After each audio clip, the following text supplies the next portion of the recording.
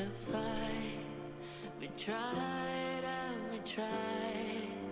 Ignited a spark, it grew into a flame that exploded into shattered dreams.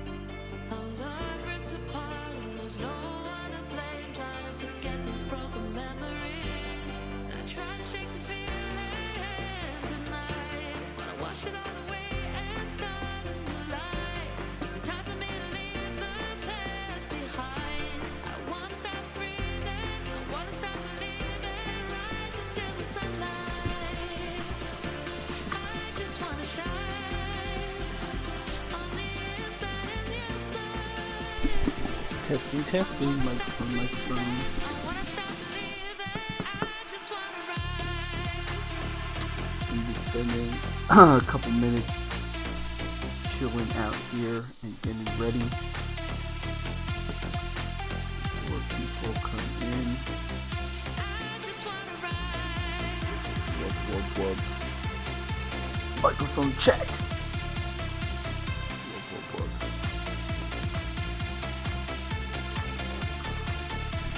Recently updated OBS software, so I had to flip and change a couple settings.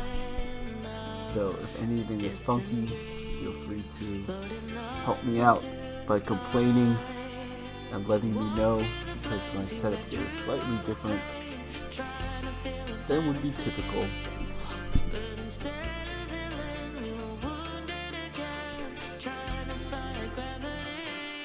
I try to shake the feeling tonight, but I wash it all away and start a new life. This is time for me to leave the past behind. I wanna stop breathing, I wanna stop believing. Rise into the sunlight. I just wanna shine on the inside and the outside. I wanna stop breathing, I wanna stop believing. Alright, I'm gonna pop over the soy cord. Let everyone know that I'm starting. And we've got a lot of things to talk about, so I'm just gonna jump right into it because time is not unlimited. And we will be talking about that topic a lot. I think that people will. I think it's going to be a good stream. It's going to be quite informative. I was looking at my YouTube videos and stuff. I haven't streamed or made a video, I think, for about 4 months now. So it's been a while. So hopefully the things I talk about, what we have here today, I've at least done some useful things in the past 4 months or so. And so there's some learning that has been going on, and therefore I have some interesting things to share with all of you. Another way of saying that is, have I produced any fruits? Has the work I've done actually done anything? And so today, let's see, the topic for the stream, I've titled it Produce Fruits over Consume Product. And the general thing that we're going over is this notion of consuming inputs and outputs. This is like a big deal. I think in the West, a lot of people, especially on the kind of left-ish spectrum, will have very correct critiques against what we could call a consumerist society. So, like the old school liberals and stuff might criticize mega corporations and talk about how the government could be used as a way in which to protect more real, real interests of the people. So, for instance, I'll use the example of the national parks as a sort of idea. The kind of left narrative would be the big bad corporations. If they had their way, they're just going to spill chemicals everywhere and cause all sorts of trouble. However, if we have proper government regulation, then we could rein in or prevent these companies from basically, being these evil robber baron characters plundering and causing trouble and trashing the environment. So I think there's a correct insight or correct observation on the point of the left here, which is saying, if we have unbounded, unchecked greed, something like that, then, you could have these corporations, parties, actors, whatever you want to call them, going around and trashing everything. And so what the left say is, maybe we need more government, a centrally planned state.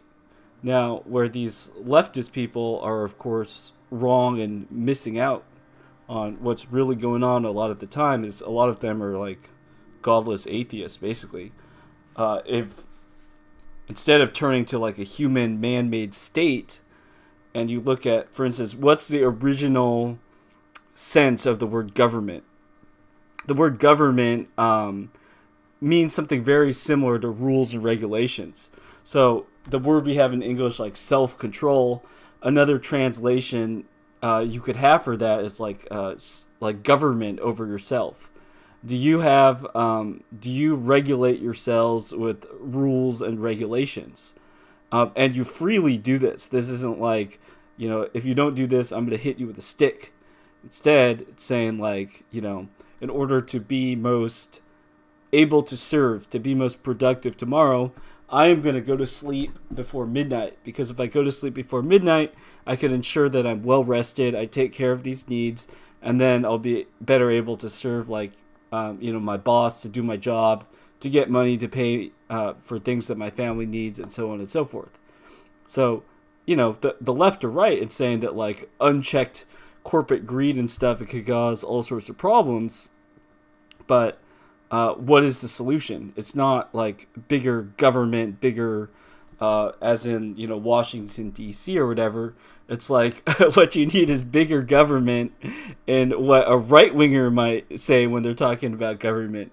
Right-wingers, more so than left-wingers a lot of the time, might be talking about things like, personal responsibility, managing your own household, taking care of your own stuff. So that is actually, the sense of like government as self-regulation.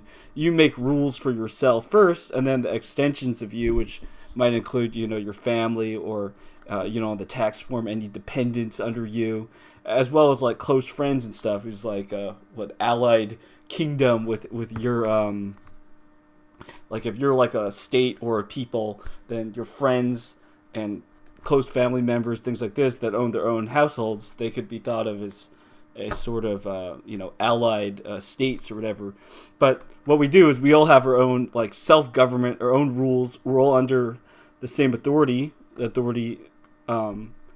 being God, and we freely choose to regulate and govern ourselves. So the leftists are totally off the mark, when they're talking about like Stalin or whatever, and these communist planning and having weaponized bean counting and all that crap. Like none of that's gonna get you anywhere good. But the idea that we need more government in the sense of like ruling and regulating yourself, like that is certainly the case. All right, cool. So it looks like with our stream here, we don't yet have anybody rolling in, but that's cool because the format I do the show in is such that if there is an audience or if there isn't an audience, either way is some way that we could go. And I hope to record and articulate some useful information for you all. So whether you're watching this live or at another time, you're driving in your car along the information superhighway or the actual highway, may you be blessed by the stuff that I'm sharing here. And if there's any feedback, any comments, whatever, we're a small enough channel here still that if you contact me via the comments or somewhere else, I'll probably actually be able to address or talk about whatever you're interested in. Okay, so with that being said, let's go ahead and get started on what we have today. So the first line I have written here in my notes is, in the West, we live in a consumer society. And here I'm making a consumer meme illusion. So let's try to... Where did my...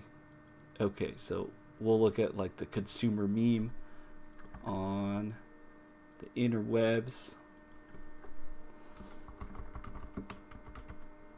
because this channel is also about documenting pop culture, including the meme art, which I call like the degenerate folk art. So as difficult to look at and stuff as a lot of these meme images are, I think that they're revealing or useful, and that they give you a gauge on a lot of what's going on. And like one of the reasons I became interested in these meme art things is because growing up, like I had a lot of independent thoughts or like things that I could express, I could say in my own words, but it wasn't obvious to me if other people had these same ideas or understood these same things. So it wasn't actually until probably like university years and after that I began to find more and more people that were kind of like on the same wavelength, so to speak. Like, well, I could give some specific examples of it later, other examples, but like I'll give one example is there's this idea. I had this idea that you would have people that would become very, very obsessed about something. And crucially, it's like a thing. It's not like the other people around them or, their actual demands that are being put upon them and serving other people. It was like some thing. So as an example, I'll say, let's say you're really interested in collecting butterflies. So, imagine there's some person, they're interested in collecting butterflies, and all they talk about and all they do all day has to do with, like, collecting butterflies. So, like, I was trying to articulate and, like, finding a word for that sort of idea of, like, how someone might be pursuing or looking at something such that they're doing it in an obsessive way that it's to the detriment of other stuff. So I called it like a kind of like a syndrome. Like this person would have, butterfly catcher syndrome or whatever. I think in Japanese or some other languages there might be some similar kind of terms using language like that. Anyways, flash forward to like the 2020s. Then I learned, one of the terms for something like this is you would call it like internet autism, like autism more generally. But you would say like, oh, this person is like, you're being an autist about collecting butterflies. And I'm not going to go into, the meaning of like clinical autism or anything like that.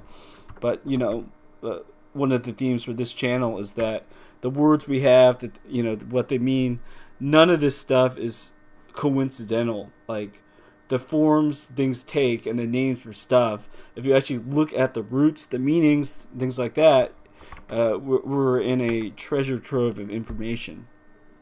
So this obsessive type of behavior, like you could on the internet, the slang term for that is like autism or internet autism. Where does that come from? So etymology, from German Autismus, coined by Swiss psychiatrist Eugene Bleuler. First usage dated in 1907, attributed by Carl Jung as an alternative for his autoeroticism. So already, we're getting some kind of spooky non-Christian associations with all this stuff. It's like, instead of directing your time, your attention, all these things towards God and loving your neighbor, you're obsessed with yourself and with your own thing. Okay, and then the etymology of this term here from ancient Greek, "avtos," or self, and then ismos, ism, where we get ism in English. So it's like self-ism. You're like obsessed with yourself and your own thing. So to not being able to see other people, have concern for other people, you're just sitting there being obsessed with your butterfly collecting, doing your own thing.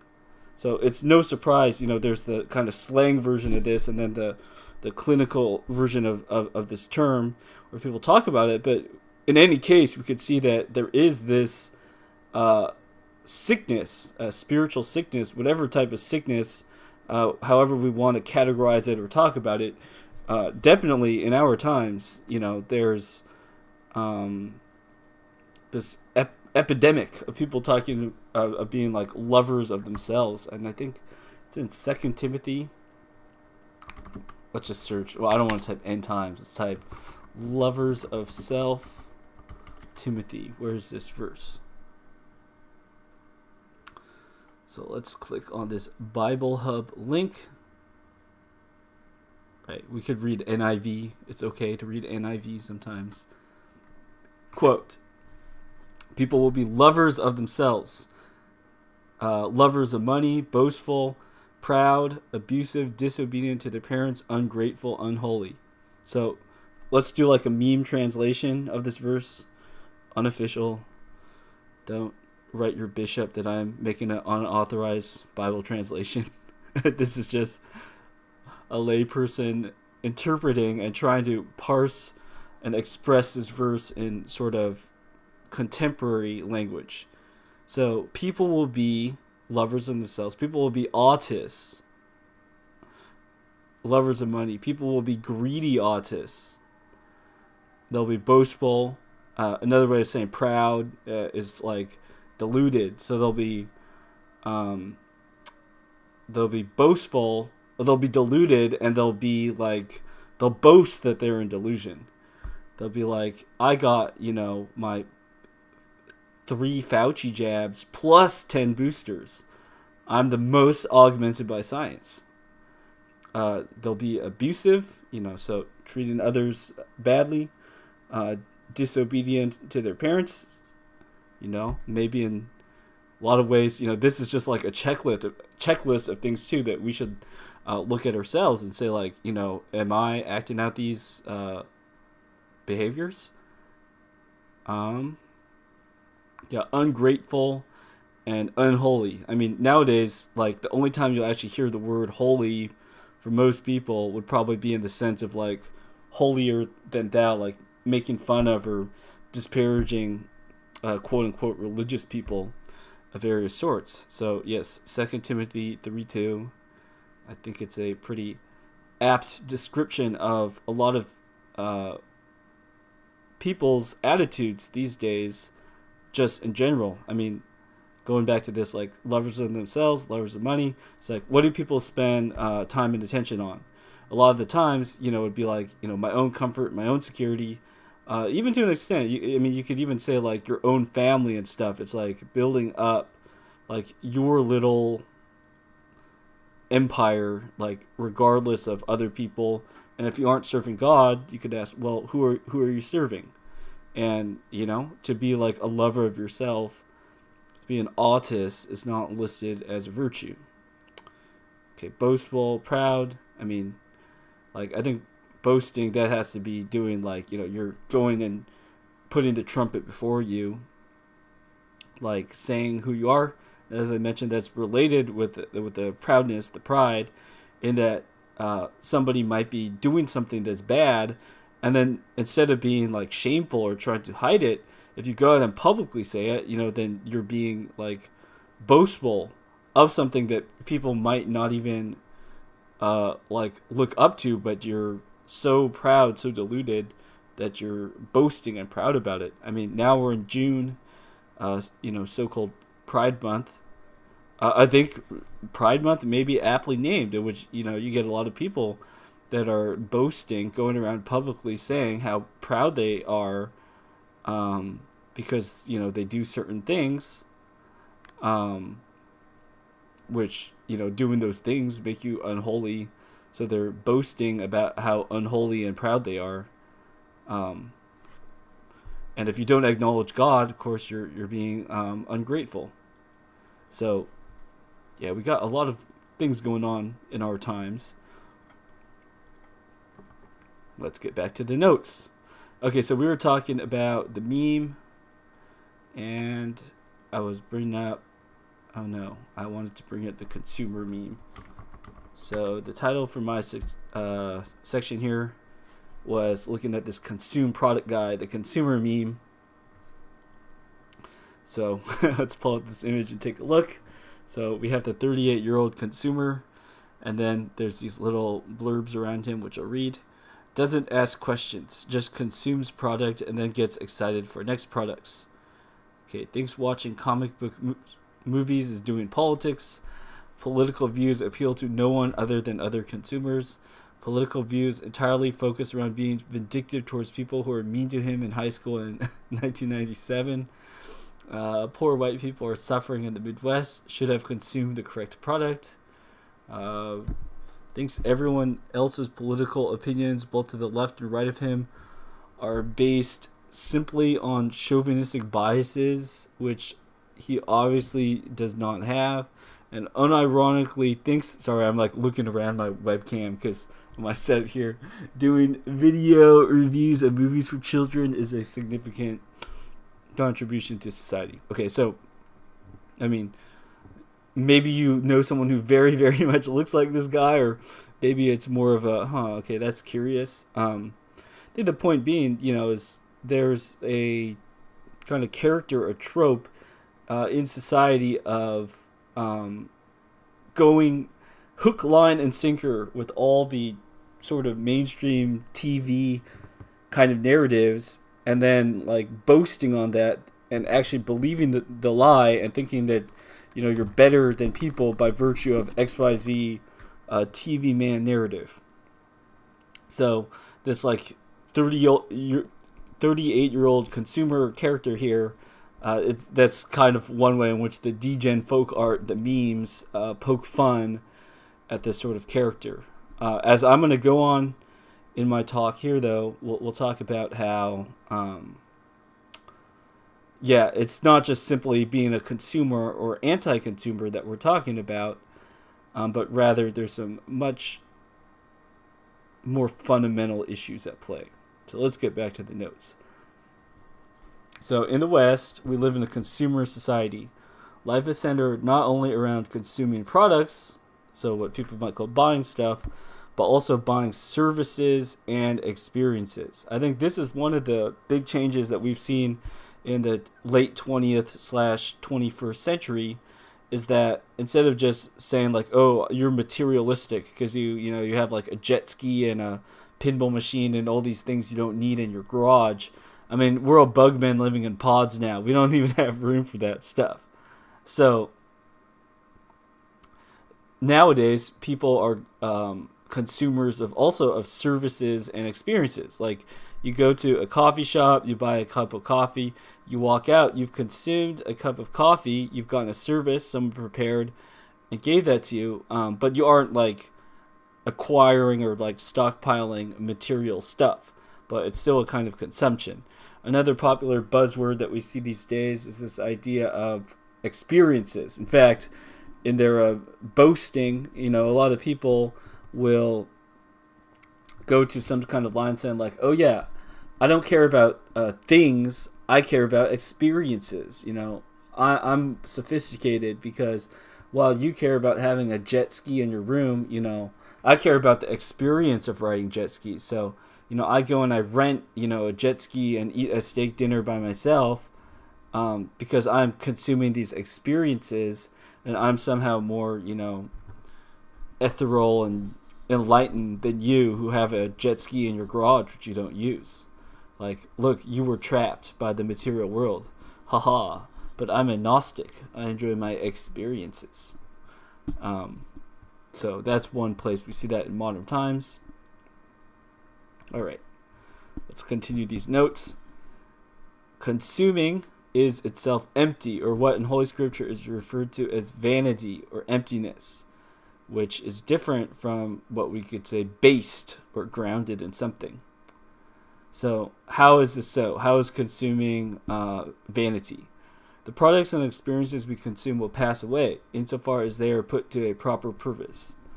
The products and experiences we consume will pass away. Insofar as they are put to a practical purpose, they may have a lasting result. So that's to say, you do something useful with the products that you're consuming, then there's no problem about it. There's nothing. The material world is not inherently bad. This is why the Christian teaching is not, Gnostic. It's not like, big bad demiurge, material world evil, and your job is to transcend the material world. In fact, Christian wisdom is saying something quite the opposite, which is saying, creation itself matters, is created good. What God has created is good. What we're trying to do is to properly use stuff. So going on, it is a trap, however, to focus much on the consuming itself. Like, what music do I like? This is the opposite of simplicity of life, which requires making consuming and decisions related to consuming take up less time so that more time can be freed up to do, quote, the one thing needful, end quote. So, once again, I'm like an Orthodox Christian, so the view I am propagating, the word propaganda comes from, I think it's like the Roman Catholic Church spreading its teachings, but I guess in this sense, I'm an internet propagandist in that I will say, I'm adhering to this teaching. Of course, I'm going to make a lot of mistakes, expressing my own opinions, things like that, insert relevant disclaimers, but the view that I think is correct is the Christian view, specifically the Orthodox view. And like, I'll just give an example right here, talking about consuming. So like a Gnostic view of this consuming stuff, as I mentioned, would be, just don't consume. Like, material stuff is bad, so go meditate in a cave and transcend matter. The Christian view isn't like that. In fact, just not so long ago, we celebrated Pentecost, which might also be called Day of the Holy Spirit. So let's see. I'm going to pull up an image of an icon just to show you all. So let's go back to our web browser view. Okay. So there's this icon here. This is your typical Holy Trinity icon now, called the hospitality of Abraham. So this goes back to the Old Testament, Genesis, I believe, where Abraham and his wife Sarah offered hospitality to three strangers who prefigured the Trinity. Don't quote me on that. I have to look more and learn about this, but the basic point I'm trying to make is that the material itself, like, is not bad. Consuming itself is not bad. In this icon, what we see is Abraham and Sarah presenting an offering for the three strangers to consume. So consumption itself is bad. It's not bad. Likewise, offering a service or product is not bad. You aren't like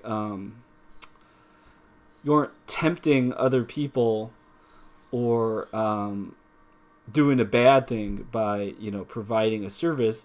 Rather, the question is how we make use of things. So there's a whole interesting history behind this specific icon that you commonly see, but I was trying to find a version of it in which Abraham and Sarah are actually depicted. So here it's like the three strangers seated at the table. Abraham and Sarah, they're coming and they're presenting them with hospitality. They're presenting them with product to consume.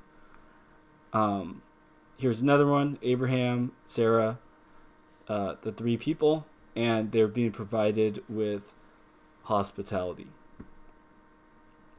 They're giving product to consume. So what's different here is that the product that is being given to consume, it's an offering, it's a gift. So it's taking something common, which isn't inherently meaningful. It's vain in of itself.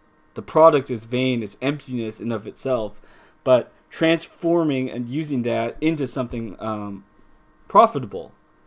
So that is like one way to express the proper sense in which consuming itself isn't bad, but insofar as we focus in like consuming for consuming's sake or consuming in of itself, then that's where things get really goofy really fast.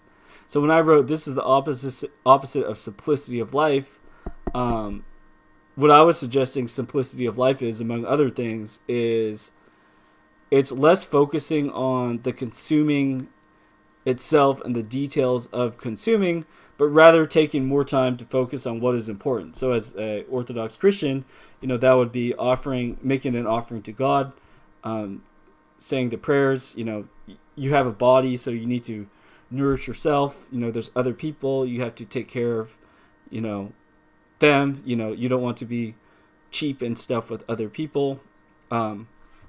So you should have concern for other people. But ultimately, when you're meeting with friends to say go eat pizza, if your main focus is the pizza and you don't even see your friends, like that would be an indication that something's wrong. Okay, cool. So continuing on my notes, inputs and outputs. We cannot stop consuming altogether, but we could take a closer look at what inputs and outputs we occupy ourselves with. What do we consume, and what do we try to do? So I put a quote here, semi-jokingly, but I think it's useful. So your boss might ask, can you justify this purchase as a business expense? Now, we could actually look at our own lives and we could ask this question. So in the business of life, something that you're buying, for what use does it serve? In what sense is it helpful? In what sense is it not helpful? I'll give you an example. I'm using right now, it's like a kind of not very fast old computer, but it's good enough. That's why I keep on using it. And I was like thinking, should I spend $1,000, $2,000, whatever bucks, buy like a new PC? And I thought about it and I was like, what could that new computer do that the current machine I'm using cannot do? And I couldn't really think of a good reason. So I was like, no, I couldn't really justify this business expense. Though, with the money I did not spend because of that, there's other useful things that I could do. Now, I'll give like an example of how I might reverse that decision. So suppose the computer I'm currently using, it just kept on crashing and causing me problems. At this point, I might say, all right, the $300 machine I have continually causes me these technical problems, which use up a lot of time and energy. So I would like to have like a more stable machine so that I'm not wasting my time, troubleshooting and fixing these problems. This is also one of the reasons why I use like Windows, for instance. Like I know a bunch of Linux stuff, and I have used Linux. I have like the computer behind me. That one is still that's a Linux PC. But for a lot of stuff, I just use Windows. Like why?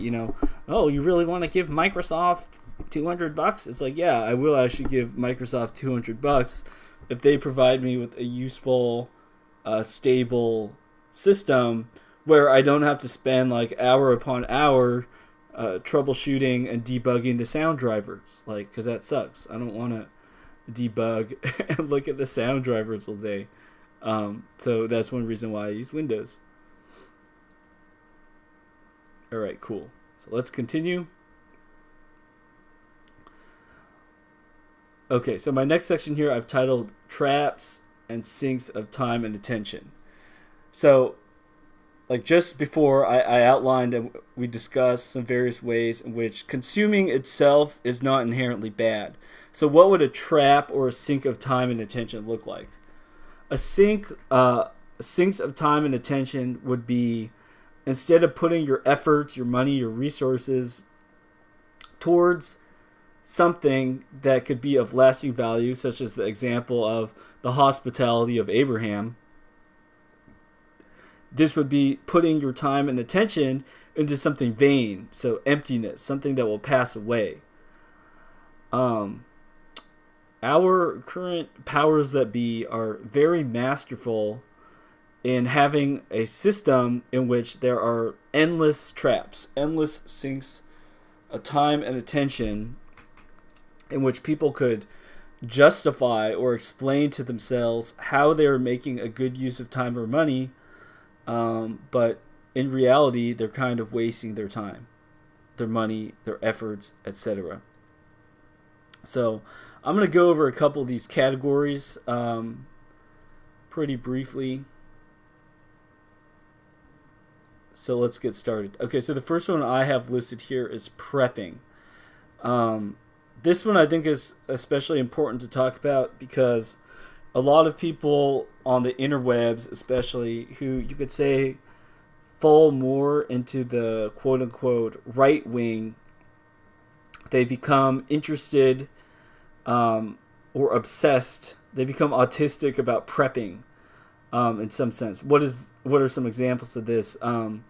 Disaster preparation, anything regarding to like protecting or maintaining the current physical arrangement that they have.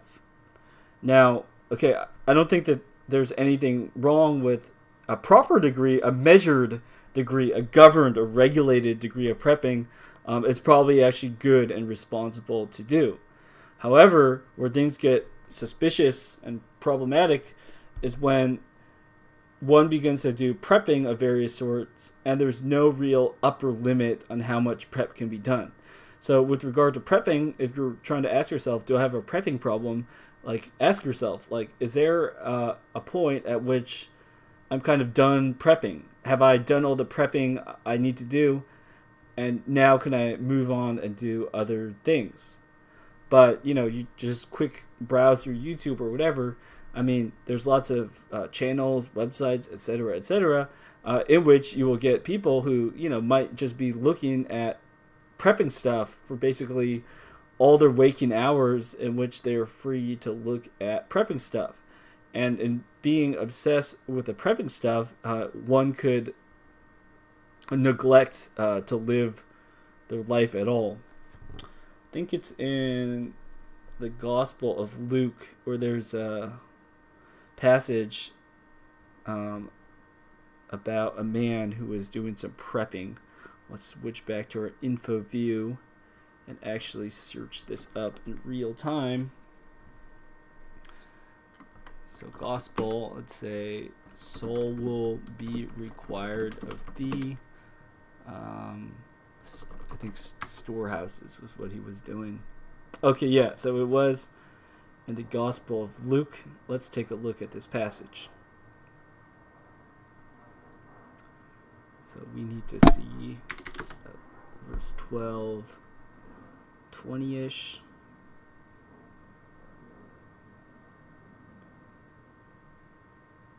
Okay. So Luke chapter 12, 16 through 21. But I'll read this really quick. And he told them a parable, saying, the land of a rich man produced plentifully. And he thought to himself, what shall I do? For I have nowhere to store my crops. And he said, I will do this. I will tear down my barns and build larger ones. And there I will store all my grain and my goods. And I will say to my soul, soul, you have made ample goods laid up for many years. Relax, eat, drink, and be merry. But God said to him, fool, this night your soul is required of you, and the things you have prepared, whose will they be? So is the one who lays up treasures for himself and is not rich toward God. So going back to traps and time sinks, I mean, that passage in Luke, I think, is a kind of speaking directly towards the person that would become overly obsessed with prepping of any sort. Along those lines, I listed here security industries generally. I mean, like, if you hire a security firm, can you ever fire them? Are they going to bug you to renew those contracts forever and ever? Is there any way out? So obviously security could get very expensive, and it's something in which, you could spend endless money, and it prevents you from doing other stuff. Like, let's say you have a complicated alarm system in your house. The alarm wrongly goes off at this time. You gotta, jump over this thing, go around, like, do all these various security things. Before you know it, how much time are you spending managing security stuff such that you haven't gotten anything done that you actually want to get done? So very quickly, like, security and that sort of thing could become the main focus of someone, such that their main business, the main thing that they're doing, is very, very neglected. All right, another way in which people's time and attention is sunk in traps is generally the field of education. So I wrote here, anything that doesn't actually involve studying, doing stuff, etc., should be regarded with great suspicion. Okay, subpoint. Know what you're getting into. For example, you might hold a coach to keep you accountable and bother you to complete tasks. Like, let's say you have to do math, you have to, learn your multiplication tables. So you hire somebody, like a student a little bit older or whatever, to like drill you and train you into doing something. So there's no magic involved. It's very similar to hiring like a physical running, swimming, etc. coach. It's just hiring somebody to help you, encourage you, and get you through doing some work. Now, what we see, though, a lot of these days is a lot of education type stuff. They are making promises and trying to get people to believe that there is a way, except for just that normal hard work, focus, maybe working with other people to help encourage you, and so on and so forth. Trying to use other ways in which to boost one's performance. So my favorite example to diss on is anything that uses the word neuroscience. So I'm just going to search education and neuroscience, and then a bunch of stuff is going to come up that, I'm going to probably think is kind of a scam and bullshit. So let's take a look at some examples of neuroscience-powered stuff.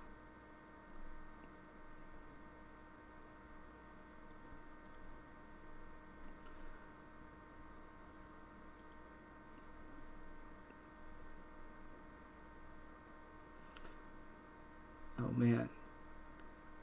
No, they're just like writing... Oh, no, they're just writing long abstracts about what they're doing.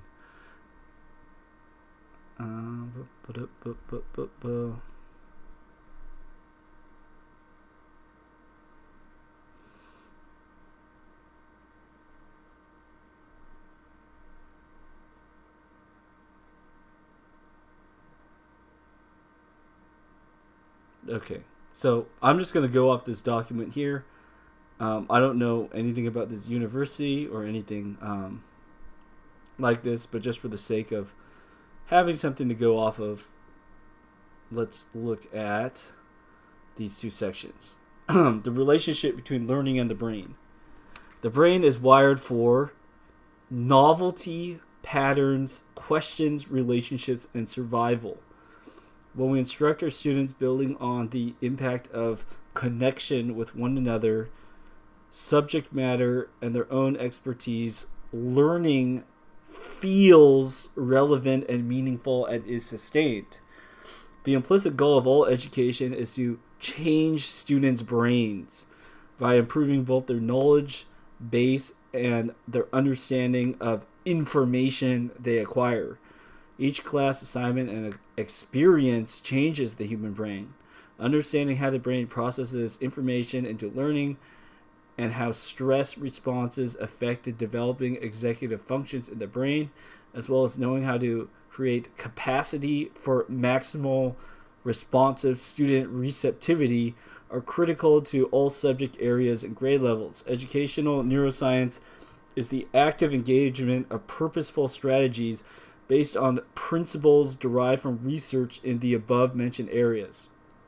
So basically what neuroscience-based approaches is treating people like these Darwinian beast machines, and then you want to use novelty, patterns, questions, and relations. So how to just turn everything into a video game such that people find meaning in a fake and gay simulation. Like, that's what neuroscience is about.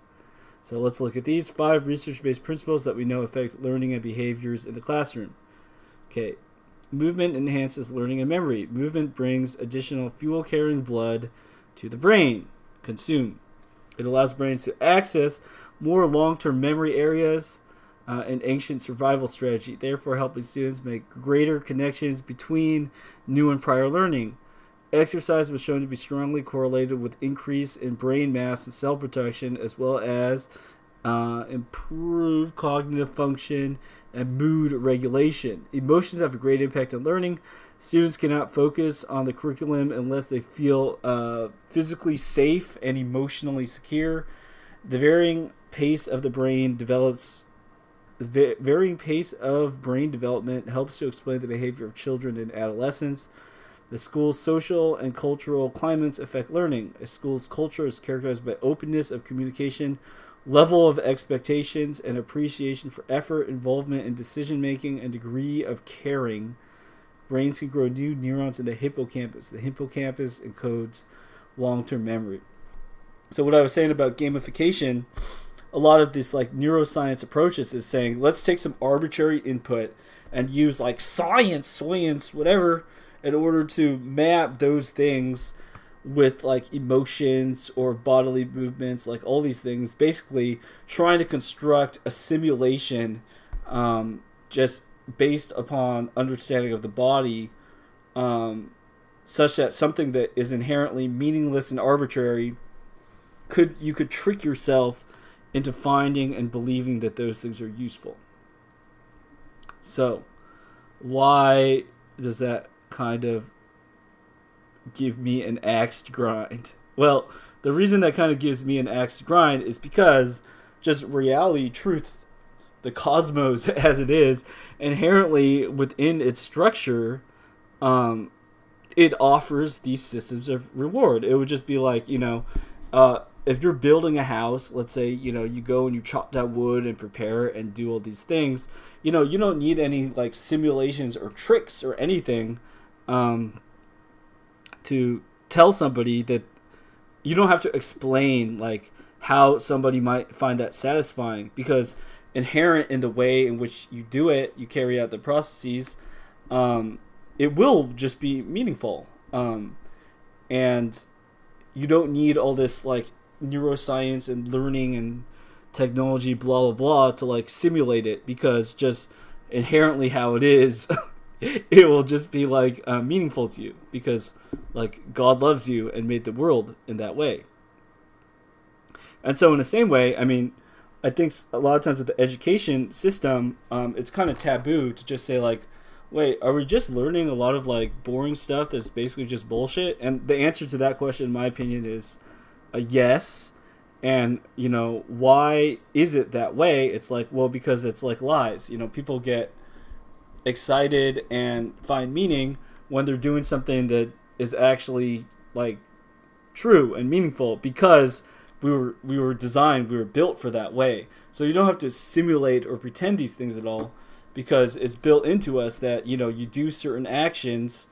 Your body is not arbitrary or random. You're going to appropriately respond to that. Like, just off the top of my head, one example is like there was this quote. It was like, who enjoys their meal more? A billionaire having a $1,000 dinner, or like a monk who just fasted 3 days and just got a piece of bread. And it's like, the intuition there is that, the monk who accepts that little scrap of bread with thankfulness is going to actually be the one who's enjoying his meal better.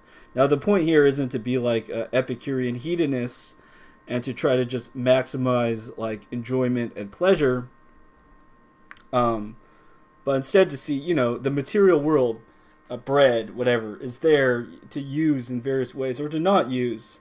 And it's, through wisdom that we make proper use of stuff. And if we try to like hack it and get around what's naturally there in the world, you're just going to run into a big pile of like soy. So that's why I like a lot of that neuroscience and education stuff, especially. I think is just, just like look at the pictures of people who do like neuroscience and stuff. They look like extremely stressed out, miserable people. Now I kind of want to take a look, so let's do that. Let's go on Google, because we need reliable search results. Let's just search neuroscience education, and then we could take a look at who are the neuroscience education people. Just perving over a brain. Let's see what the neuroscience people look like.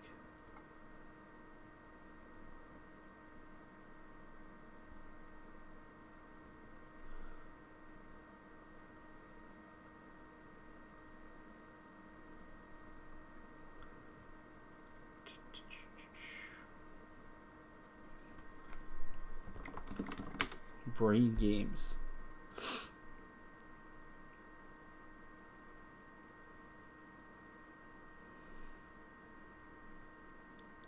So I think like related to the arbitrariness thing, one of the big like parts of the aesthetic or the selling, whatever you want to call it, of this neuroscience stuff is this idea of like a kind of eccentric, goofy thing. So like all over the place, Google being a good example of this, you'll see like bright colors everywhere, and then people making these like, hand gestures like, oh, thinking smart, that like normal people don't make. So it's being this like cartoonish idea of this like quote unquote smart guy who's like hacking some system.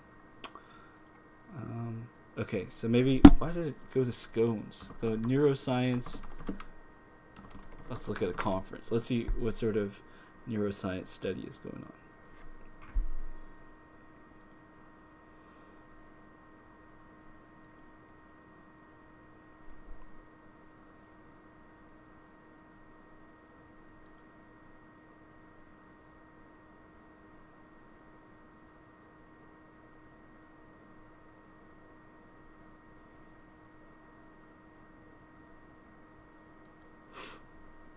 Oh, this is in Spain, but there's tons of Asian-looking people.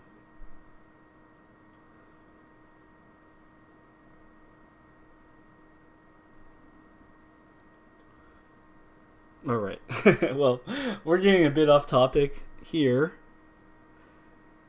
It's just interesting to note. Okay, so I guess another reason I have an axe to grind with like neuroscience and academia is because like my personal background is going with it's like linguistics, which is associated now more and more so with this psychology and like neuro stuff. Like there's a lot of people that are trying to smash them together based on these assumptions about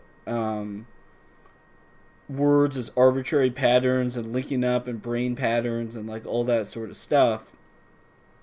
And you have like a lot of people like working and striving in these areas, but I would say that typically speaking, they wouldn't be people they wouldn't be people that you would ask for advice on those matters of like how to live their life. And for the people that are doing well, I would say that oftentimes there's a great disconnect behind what they actually do in their work and career versus what is actually propelling them and having them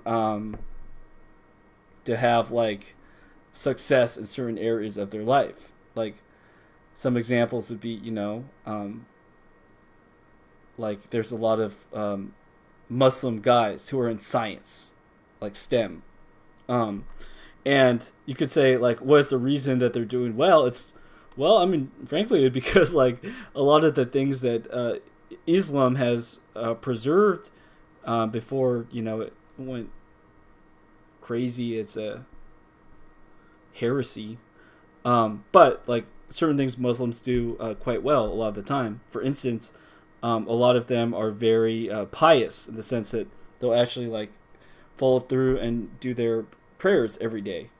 A lot of them, they'll stick together in their families and they'll be together well. They will gather together and do things together instead of just running off and trying to do everything on their own. So it would be like, these ideas, principles that are even in their faith, and I'm not a Muslim, but you could recognize that there are some, virtues or things that as a whole, as a big group, like a lot of like well-educated Muslims maintain those things. You'll find these like relatively more normal, like Muslim guys or women that are able to succeed in their fields, not because of anything that they found or discovered in like neuroscience or computer science or whatever, but because they've been able to lead these like double lives where for a lot of their family life and stuff, they don't drink the same Kool-Aid that they push on their kids. We'll put it that way. And so, yeah, that's interesting. Okay, so beyond that point, let's just go further and talk about some other stuff. So I had a note here. This is a note for myself, but also for other fellow Christians. I wrote, for Christians, minimize instruction for anything non-purely technical of your use of explicitly anti-Christian materials, instructions, etc. Even a dictionary can be used as a weapon, distorting the meaning of words. If you do this, you'll find how utterly useless much of the world's knowledge is. For example, what use does the theory of evolution have? It does nothing for you, and can be used by bigots to self-justify doing very bad things. So, going on this point and going off this idea of consuming generally sinks of time and attraction, oftentimes it is through consuming something that has some value that we are tricked into ingesting a whole bunch of poison. Like the idea would be, if I were to try to give someone poison, it would be more natural to try to just poison their food than to, hand them a jab and say, just stick this in your arm.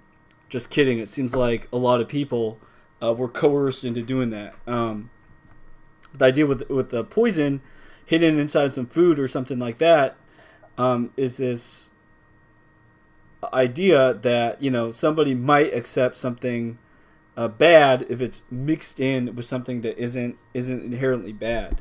So what I'm saying here with Christian instruction is that a lot of the times, people will expose or accept or begin to assimilate lots of ideas because they don't do due diligence screening the parties that are involved for something. And what could happen through that is like you might end up looking at a lot of stuff you would never consider looking at or never want to look at if you were like asked seriously and looked at your stuff and did it in the right state of mind. Because it's like mixed with other stuff, you might do that. So that's part of what I'm saying here when I'm talking about traps. Is in how do we fill our heads with nonsense? One of the big ways in which we fill our heads with nonsense is because we mix things that should not be mixed. So, for instance, like nowadays, a lot of people, they have an opinion about the evolution stuff. But why are you even looking at or considering like evolution things at all. I mean, like naively, you could even just say, I don't know the origins of the universe. But for somebody to assume or take upon like some sort of Darwinian thing, a lot of people, they got this basically through the education system of whatever country they're in. And it's just saying a lot of parents, quite passive and lazy about stuff, they would just say like, oh yeah, all the stuff they teach in the schools, it's all right, oh yeah, they could find a good job, blah blah blah. So just taking this indifference to the truth and just saying, feed kids whatever the Rockefellers or whoever think is good for them to know, and the kids will come out okay. Through education systems, that is the manner in which lots of various assumptions and things will come into the world. So for my generation, like I'm a millennial, we were all kind of basically implicitly taught that, you're either a Darwinist or you're like retarded Christian. So choose one or the other, or you're a Muslim, but you're not allowed to say bad things about Islam for some reason, unless it's September 11th. But then right after that, we'll bother you about Islamophobia. So whatever. The point is, all sorts of crap is thrown at people, all at once, and if one is indifferent or passive with regards to the truth, then you're just gonna have like all these ideas and things floating around, and the TV man will repeat what you heard, such that there's no actual evidence or reason in your life, just on the day-to-day basis, observing the world, that would lead you to believe something. However, you've been given this verbal universe. You've just heard these things so many times, you assume it to be true. Like, I'll just give another example of one of my favorite axes to grind nowadays is the space stuff, okay? Like, I'm not going to go hard, like, flat earth or whatever on you all. But what I will say is that a lot of the outer space narrative, NASA, like, all that stuff, like, it literally doesn't impact your life at all.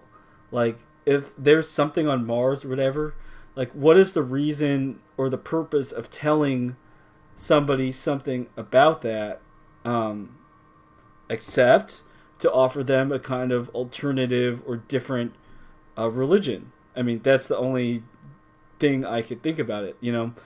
When I encounter like kind of mainstream science fanboys and stuff, oftentimes it'll be an appeal to emotion that they get. For instance, they'll be like, oh, well, isn't it just so fascinating or something like that? It's like, okay, bro, saying that something is like fascinating isn't an argument. Like, you could find porn really fascinating. Like, does that mean that like you should go watch it? It's like, no. I mean, stuff appeals to people and people get into stuff, but does that mean that you should accept it because it appeals to you on a certain level? And that's why the section, what I'm saying is this kind of sink or a trap for attention. So a lot of the times when we aren't critical or we don't think too much about the sources that we're looking at, where we get information, that's where we end into trouble. And based on here too is another false assumption. So here I have written, the more information you have, the better. This is not true. So one must guard against confusion. More often than not is by having too much of something rather than too little, which is the source of our problems.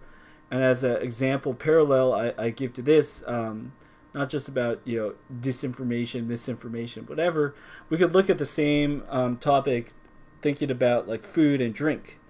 So for most people in the United States, a lot of people that are overweight or whatever, like I'll put myself in that category. I can improve a lot in this area. What is my problem? Is it that I don't have enough nutrients? I need to find the correct thing.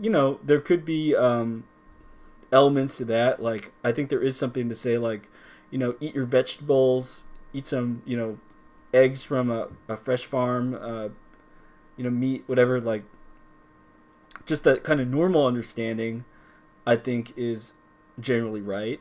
And but what happens is a lot of the times people are looking for like, supplements or like some extreme diet, like, keto, carnivore, whatever, as the reason to solve their problem. So somebody might be like doing the keto thing, but then they're just eating like a disgusting quantity of meat, and let's say their body fat marginally goes down, but like now they fart all the time because they just eat meat all day. Like, are you winning? I would say, in my opinion, no, though, everybody, they could judge and, figure out their own situation. The main point being here, though, is that oftentimes with like consuming and stuff, people have some kind of fear or anxiety that, if they don't do what the TV man is telling them to do, they don't have enough. They're missing out. They're, undernourished. Whereas on the other hand, I would say that the Christian methodology usually is to tell people, like, stop trying to consume or to fix your problems on like a technical basis. Instead of trying to find the perfect vitamin to fix your health, it's like pray and fast, and then maybe it is like a certain nutrient or something you're lacking, but like God could lead you to that whatever herb you need. Like, what if there really is some? You think that you're just gonna end up dying and just saying, "Oh, if I had known about like cilantro, then everything would have been better," but it was all a waste. Like, I don't think we're trolled like that. And so, yes, I think it is a trap oftentimes where people are fixated on information or somehow lacking some kind of hack or trick. Like, everybody knows this hack except for me. Why do I keep on losing in this video game? It's because everyone's using an aimbot except for me. Like, do you think that that's how things work? I don't think a lot of people would like describe themselves in that way, but effectively through like what people choose to consume, sinks of time and attention, I mean, you could see that a lot of people get trapped in this sort of thing. And I'll speak from my own experience about like ways in which I've explored this area, and to degrees I've fallen into this sort of thing in order to show that, like, I'm talking about this stuff because it's like ways in which I screwed up. So then you don't have to do the same thing. So for instance, one thing that I did when I was in graduate school was I started to get really into various different technologies. So I learned, fancy text editors like Vim. I use like Emacs. I learned how to type in the Dvorak keyboard layout. I typed in QWERTY, and then I was like, well, if I have to type all day, if I could make my typing, more efficient, I'll use Dvorak. And with Dvorak versus QWERTY, the theory is your fingers, they aren't moving around as much. You aren't like, you're like with your fingers closer together on the home row, hitting more often pressed letters next to each other. So the idea of like trying out and learning Dvorak was a kind of like neuroscience experiment, which is to say, all right, if I make this one area of my life, more optimal in this way, are there going to be any gains or positive results from it? For example, if I start to type Dvorak instead of QWERTY, will I never have any hand fatigue, and will I be able to be more efficient in my work and like all this stuff? Basically I would say that the answer was no, and for that reason I switched back to using just a normal QWERTY keyboard, because what I found out was like the only thing that changed in my life when I used the Dvorak keyboard layout was that everything just became more inconvenient, because the world is like QWERTY by default. So if you insist on just doing everything in a different way, sure, you might gain like a marginal advantage in one area, but it's offset by like all the other like inconveniences that you do. Like, another example would be, let's say like you live in California, but like you just will never eat Mexican food. Okay, your life is, like there's Mexican food everywhere. So events will have Mexican food. People will enjoy and cook Mexican food, etc., and so on and so forth. So it'd be like you could live that way if you want to, but there's going to be like just this. It's going to be an unnecessary high cost and sink of a lot of your time and attention to try to do something that really in of itself is meaningless. It's vanity. Like, it doesn't matter if you eat or like Mexican or Chinese food. Now, these things matter insofar as you have a friend who doesn't eat Mexican food. Like, don't bring them Mexican food because then you might insult or offend your friend. But if no one cares and the closest restaurant is a Mexican restaurant and you're just, trying to spend some time and like talk with some friends, like, what's wrong with going to the Mexican restaurant? Like, versus, driving an hour to Ethiopian cuisine or something. Like, you could decide, based on who you're with, what matters. But I think a lot of the times, it's a lot of choice is a trap, and that it's a sink of time and attention. But if instead of falling for this trap, we strive for simplicity, which is, you got to eat, you got to do certain things, so spend the time you need to in order to do those things, but don't become too obsessed or fixated on that stuff because, you have to do the one thing needful. So if you're gathering with friends to eat, don't argue about where to eat for an hour. Like, then you've just wasted an hour. Just decide beforehand, like, all right, nobody has any major dietary restriction. All right, this Thai place is nearby. They're okay. They usually have enough seating. And it's like, okay, we'll just go there. It's like, problem solved. That's fine. Cool. All right, so then more sinks of time and attention. The other areas I have listed here are health and nutrition.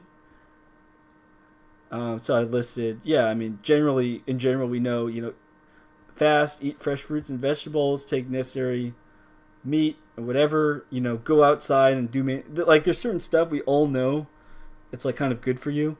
So if you're spending more time like fussing about, omega-3 versus omega blah blah blah, fish oil, this and that, like maybe you should just like shut up and go outside and like pull some weeds or something, because all the time that you're spending, being a nerd about the health and fitness stuff, it could be a big sink of time and attention, where if you just, you do what you're going to do and you lead by example, then other people will see your results and they'll say like, hey, this person kind of knows what they're talking about. And then they may want to follow you. So then you don't have to, be a vegan evangelist or, whatever people are doing. Cool. Another trap, this one's kind of funny, is this idea of minimalism. So this idea of minimalism here is like, my lifestyle is based around like not having stuff. Like, you're like an Apple phone and you want to get rid of all the buttons and like all the ports. I related this with the idea of hedonism and consuming experiences, because oftentimes the associated aesthetic with the kind of minimalist lifestyle is this idea that, you cut out all the so-called distractions, but then what that ends up looking like is you're becoming like some weird digital monk. So I'm just going to go and Google and let's search like minimalism and let's see what comes up.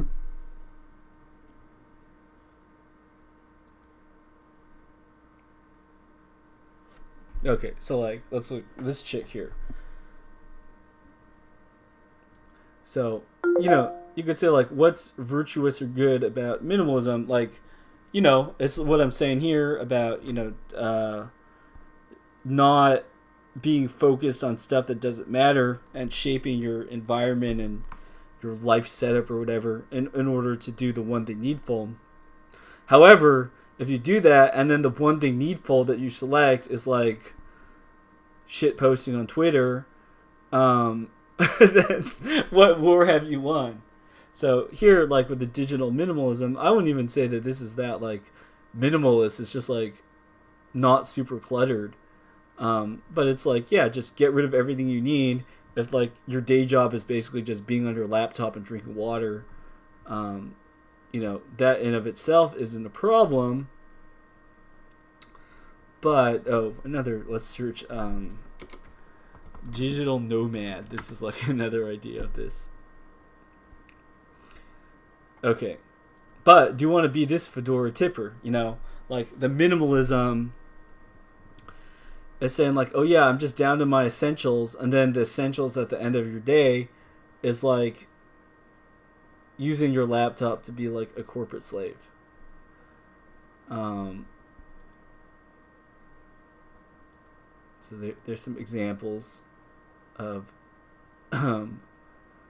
digital nomads. Like, let's just take away everything except for the one thing needful. But if the one thing needful for you is like, I just want to read my RSS feeds in peace, you may be disappointed. Cool. All right, and then the final trap I have listed here for traps of sink of time and attention is art and music generally. So you'll often see promotion of art and music. Yeah, bro, like, why don't we just all be healed through all listening to like music and enjoying art together?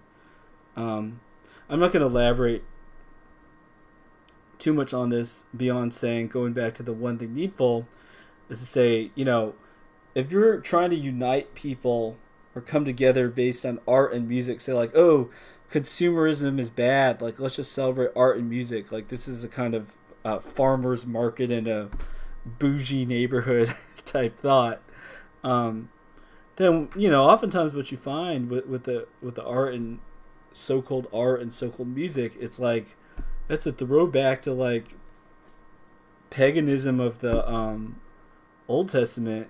And at its worst case, like I've been to like these so-called art displays, and they basically go back to just like unironic, like actual Satanism.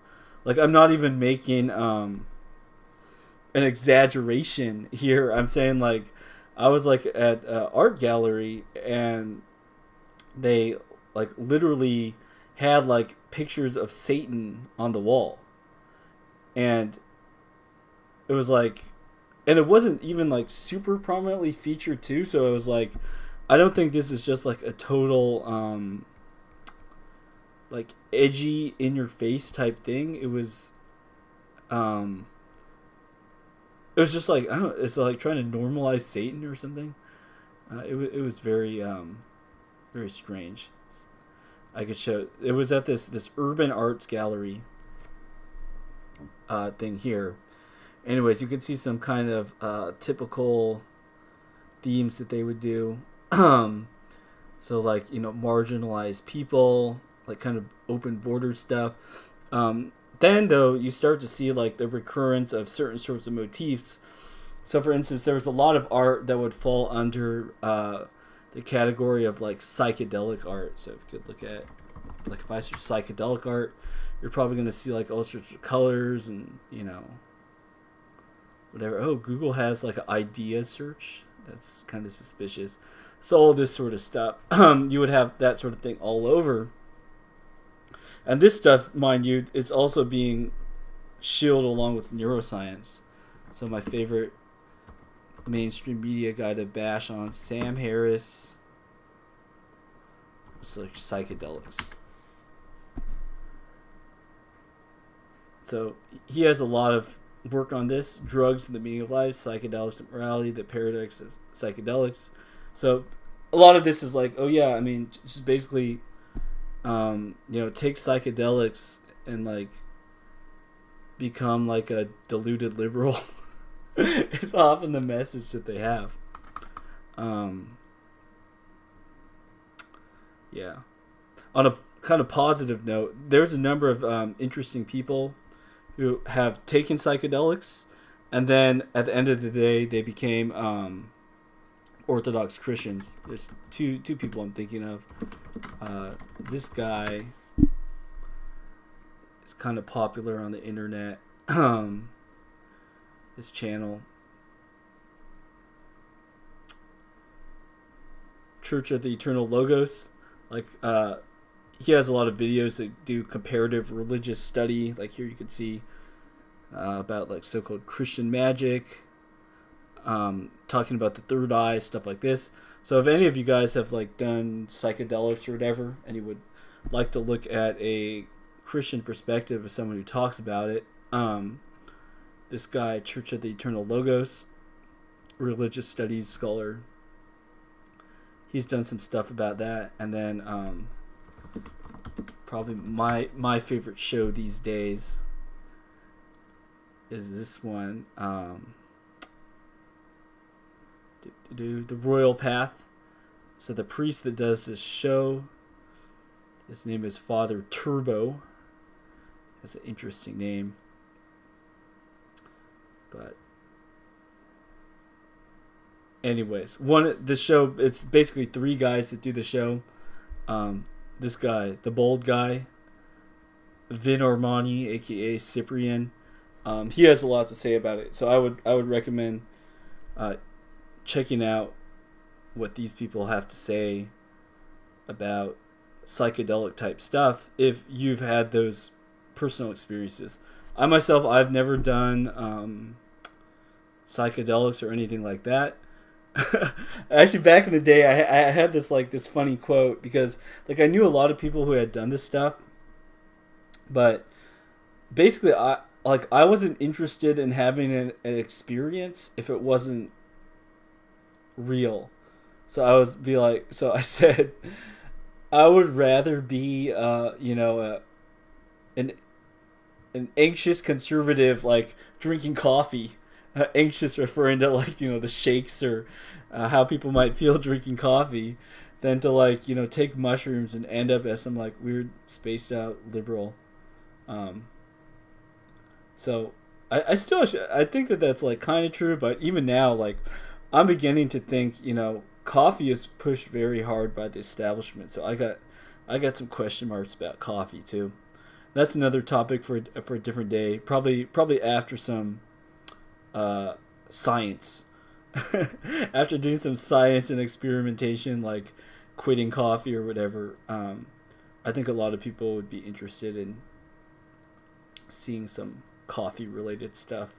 So if anyone actually, if you have experience with that sort of thing, do let me know. Also, I haven't yet done an interview type thing on my YouTube channel, but I wouldn't be opposed to it too. If anybody would have any one or any topic that they'd like to talk about, feel free to reach out.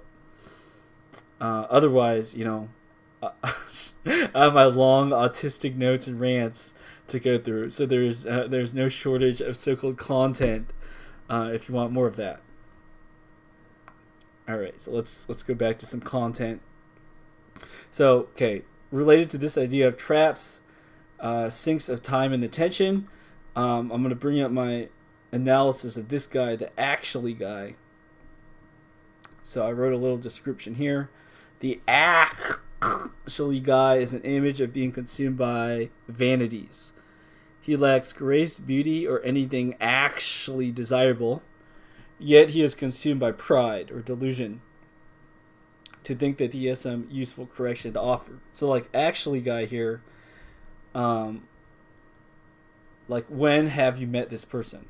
Is the actually guy, let's just say, oh yeah, so normal nice Chinese girl, oh yes, Cantonese and Mandarin are different dialects of Chinese.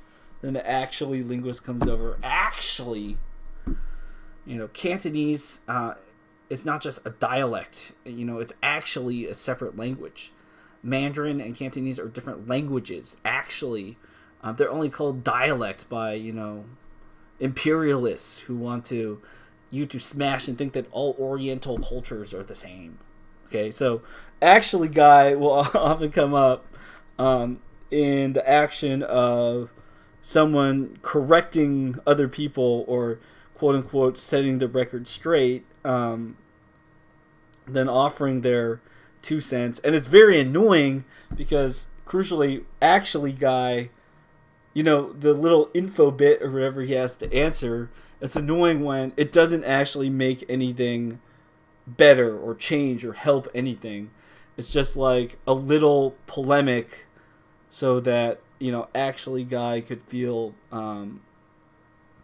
like validated in his like supremacy of having more knowledge. So going to our theme here of produce fruits over consume product, I think a challenge for all of us, myself included, of course, is that we don't want to be like the actually guy.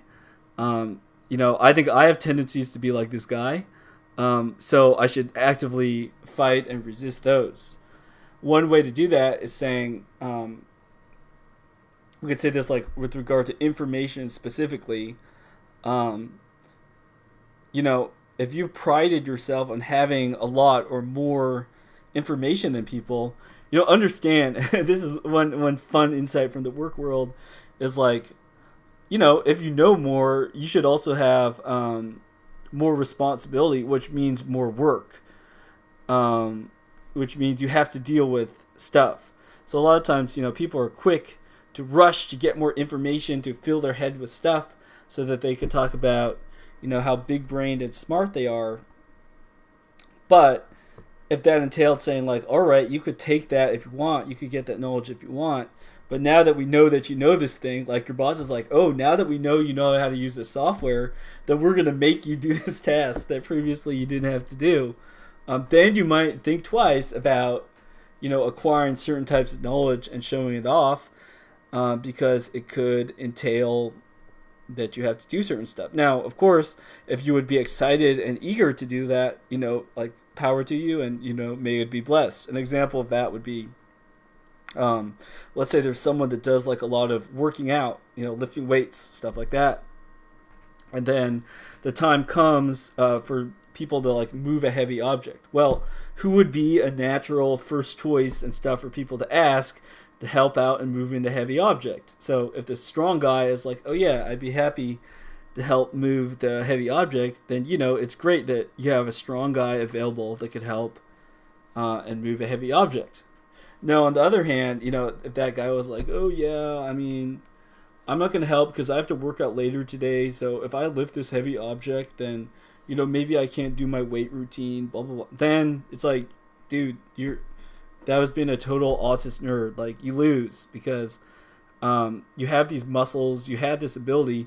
Then when the time actually comes to apply it and to do something useful, and then you don't do it, it's like, well, then what's the whole point of having these big muscles and stuff if it's just to like show other people or whatever, but not actually use? Then it's showing you've been major trapped in your sink of time and attention, and that's not good.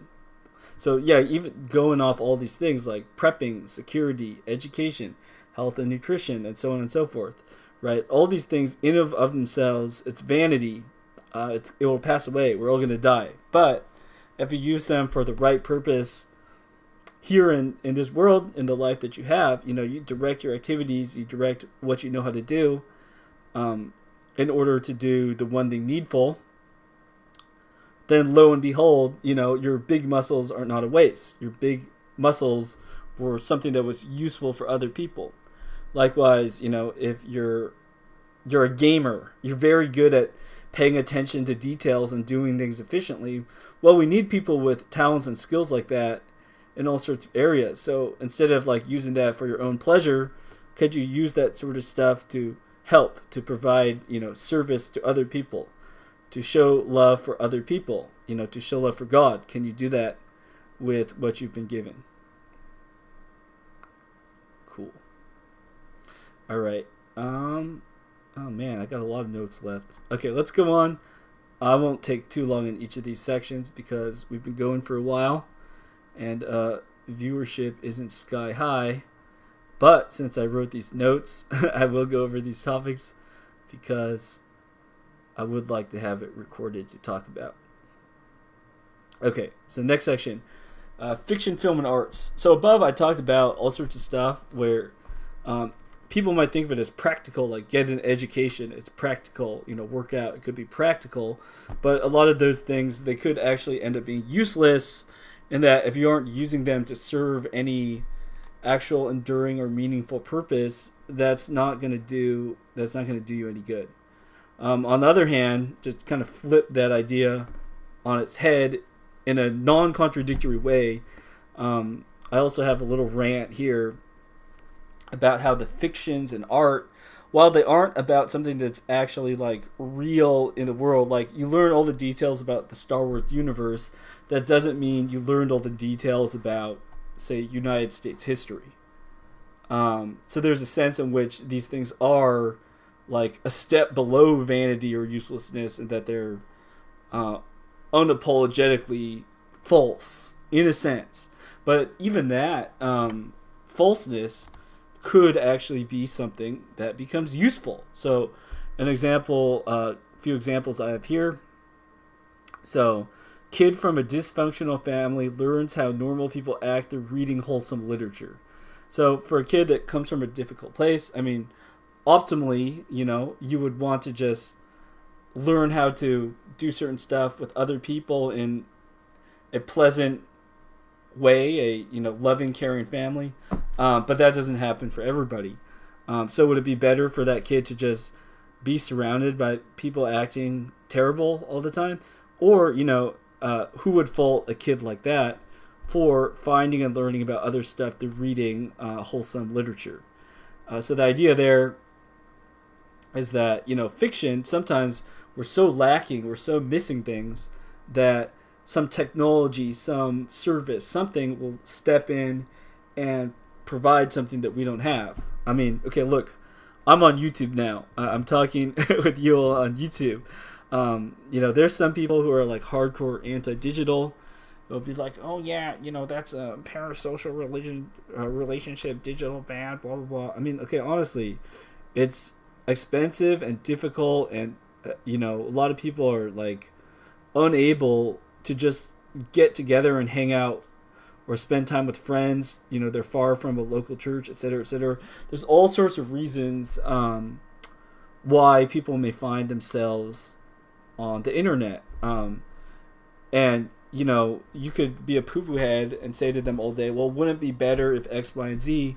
But if that person right there and right then, they couldn't do anything about it, then you could say like, okay, what would be better? To do the lesser thing that you can do and try to do the best you can with it, or like what are you supposed to do, like just like despair and give up?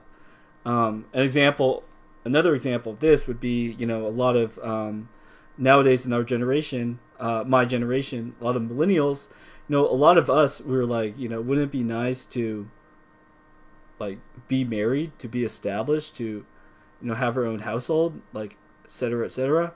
But the solution to that isn't to just like grab the closest person that you have and like instantly like go and reproduce with them. Like that. I'm not saying that doesn't work for anybody. But that's not necessarily for you to grab and seize at the moment. It's like we're all in the place and the time we're in for our benefit. There's something we have to learn.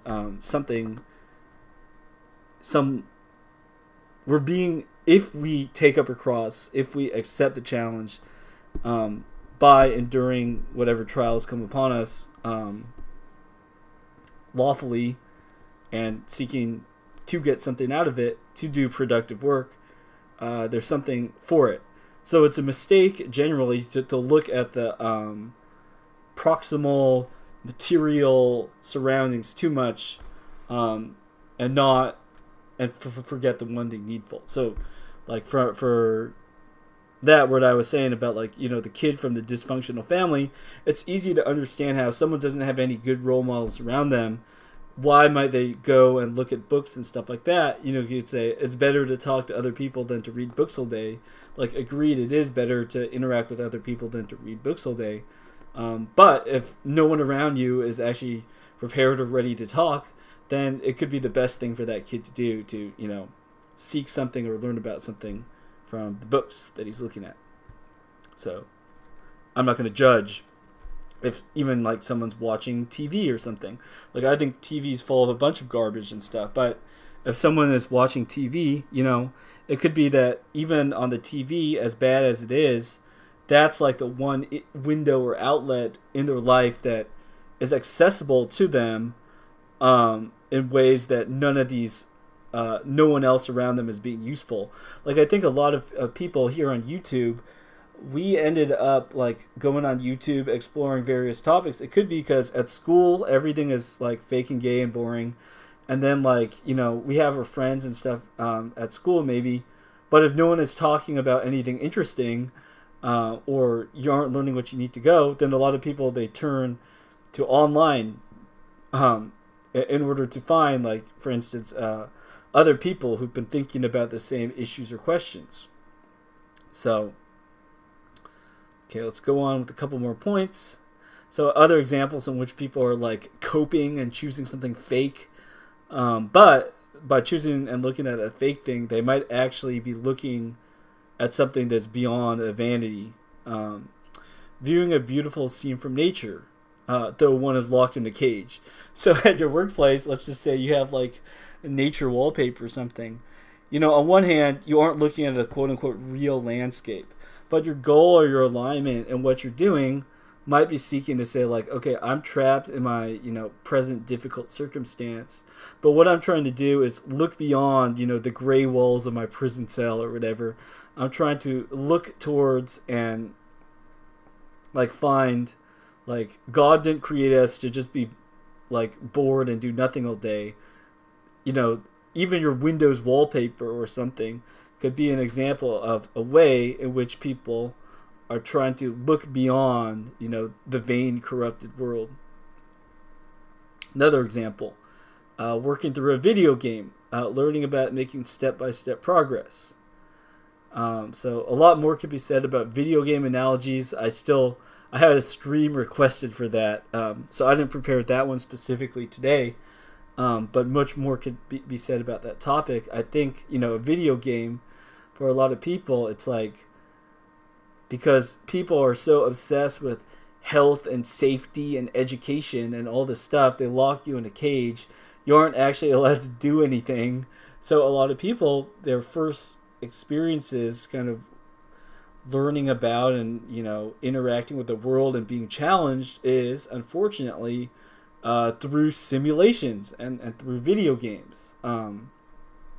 So much could be said about the use and the place of video games.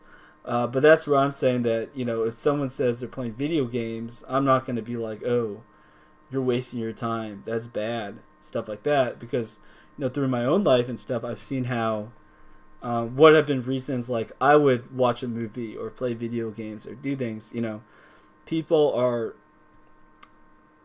are seeking what is real, and the form in which that they could take that is often through something that is explicitly fake. I'll give like one kind of funny example about video games is, I think actually a surprising number of people is through video games that they learn how to lose properly.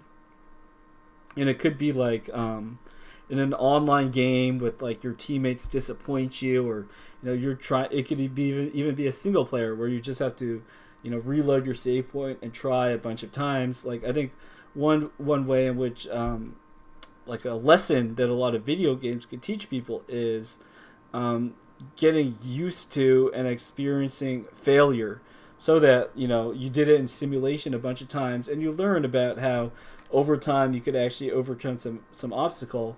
Then when people who have learned this lesson properly from video games go into the real world, they face some failure, they face some challenge, it's no problem. They'll try again and then they'll improve. They'll try again, they'll do it again. It's not an issue. So I've noticed like people I've known that have say played some video games competitively or done some things like that. They aren't so triggered or like worried about failure. On the other hand, like a lot of people, let's just say they watch TV or they only play like a casual game, something like that. Those people might not learn those same lessons that the video game people did, because instead of saying, "Oh yeah, I fail sometimes and I get up," they play the kind of game or they watch TV. Well, really, there is no way to quote unquote lose, though you might just be losing by doing the activity itself. Another topic. Anyways, say a lot of video games, because there is actually a sense in which you win or you lose. It could be a useful and gentle way to learn a lesson. That say if you watch just TV or something, there is no real way to like lose. And I think a lot of times this is how people become the actually guy. You see the actually guy who's making comments on other people's stuff. His way of engaging the world is he doesn't enter the arena. So if there is no real like conditions for you to win or lose, then you don't have to lose. And so actually guy, he like floats around and he's just making comments about other people and their stuff all day, instead of actually working on and doing his own stuff. Now, the way in which that happens is because he's not occupied like doing his own things and working on himself. He becomes a like meddler, a busybody, just judging and making comments on other people's stuff, and like that's why it's annoying. It's because he's not doing anything. Yeah, he's making all these comments. Like in the same way, if you're playing a video game and then like your friend behind you just keeps on making comments and suggestions about how you could play better, that you didn't ask for, but then this friend, they don't actually play the video games themselves because they'd suck and they'd lose. What does that tell you? So like, don't be that guy. Cool. All right. Now, okay, then I just had a few warning points though. So like video games, books, I said these are some ways in which those things could be useful. Some ways, though, in which they could be very dangerous and they're used for nefarious purposes. So, number one, portraying people as happy or fulfilled, living miserable degen lifestyles that lead to the opposite result. Note that the opposite of this word, the degen, is regenerate, which is saying like how you die to your old self and then you're regenerated in Christ. So, take note, internet people. The opposite of to be degen is to be regenerate, which is defined in new life in Christ. Anyways, the TV people, one of their big jobs is to portray bad ways of living as good and desirable. So, for instance, you could ask, if I acted like such and such from a TV show or video game, would that be okay? And oftentimes the answer is like, no, it's only okay because SpongeBob is SpongeBob. Like, do you actually want to like live and act like SpongeBob? So TV shows, they show and they reinforce these patterns. It's like implicitly, people might not even know that they're consciously doing it. They might start to like trying to act like SpongeBob, because that is their way in which they're participating in this pattern of like, every day is just kind of like happy and goofy. And, one could be sucked into and repeat patterns like this for a long, long time. All right. Other things that TV, books, film, etc. could do is promoting bigotry and stereotypes. So, the leftists are kind of right about this, where, TV, movie, all these things, they have been, a big vector in which people have promoted stereotypes or whatever. Only oftentimes, it's like in the past. Nowadays, like in a lot of these shows, it's like the Russians are the bad guys. So everyone is just primed. Oh yeah, Russians. What do you think when you think of Russians? Like, oh yeah, spies and corruption. Whereas in the past, when the Japanese were more of an enemy of the U.S., you would see like, stuff about the Japanese. In any case, the media is used as a tool to fill people with various ideas about, different groups and stuff. Now give an example of the Slavic, the Russian people, and then also, just looking at white people on the street, the whole white supremacy thing. It's like priming people, saying, okay, TV man gives you these ideas, tells you these things. Then you go out into the real world and you see people, and then you have the echoes of what TV man said, like in your brain. You're conditioned, or you're primed to see things in a specific way, which if you're, just going in without having heard the TV man, you wouldn't necessarily jump to those conclusions or think that. And then related to this, so with the TV, books, film, etc., one thing they do is they repeat messages, modifying widespread basic assumptions about the world. So I wrote here, this is one reason I have special distaste for the security industries. TV shows, etc., constantly reinforce the idea that we are surrounded by various external threats, diseases, terrorists, etc., which we need to give money to the establishment to protect us from. So, if you are watching TV, you're visiting someone who's watching TV, whatever, pay close attention. Like, what are the various commercials or things that they show with the TV, and what is the basic message that they're promoting, and what is the solution that's being offered. So, for instance, I've been working in a bunch of people's houses. I do like cabinets, trade stuff. One sort of show that's very popular with a lot of people is like crime shows. A lot of people watch, the show about murders here and there.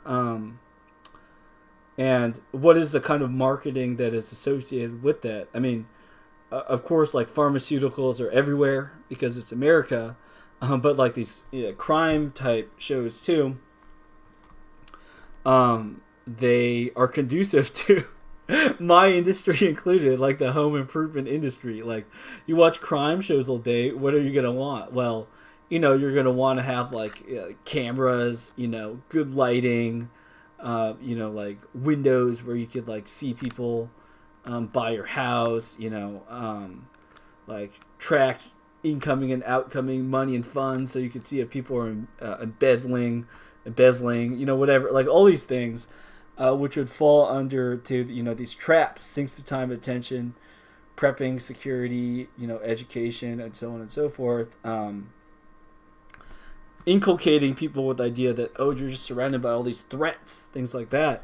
That's like the sort of negative prime to get people to be focused on stuff like what I listed in the traps area. Cool. And then, I had another note here. Often you can tell who is a TV person by to what degree they have assimilated these messages. Do they do what the TV man recommends? Do they believe that without the TV man's advice, they will be unable to navigate life?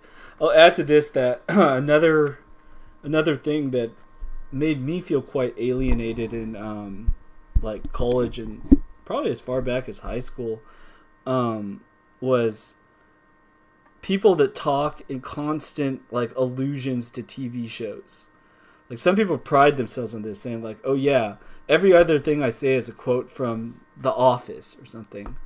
I think, there's like a natural instinct for people to cite things, to refer to things. I mean, like, for instance, all over this show, like, I have quotes from like the Bible, from scripture, things that friends said, even things that I said, I listed. So there is something about like repeating words.